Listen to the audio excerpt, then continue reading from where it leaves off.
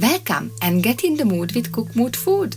We are going to cook breaded chicken breasts. You need the following ingredients: 600 gram chicken breasts cut in half horizontally to get to a ½ inch thickness, 150 grams plain flour, 150 grams breadcrumbs, 2 eggs, pinch of salt, and pinch of black pepper, which is optional.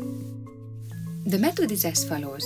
You need to tenderize the meat on both sides, then you can sprinkle salt on both sides again. You need to beat the eggs thoroughly, and then you can start the coating, first in flour, both sides, and then in eggs, and then in breadcrumbs. You don't need to tap them into the breadcrumbs. The next step is to pour the oil into a pan, heat it, and start frying the coated chicken breasts. The oil should not be too hot because the chicken breast will burn. However, it's not hot enough, they will boil rather than fry.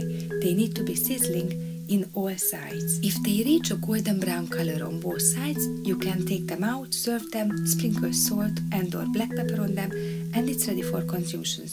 We hope you enjoyed our video. Thank you very much for watching. Please like and subscribe. Bye bye.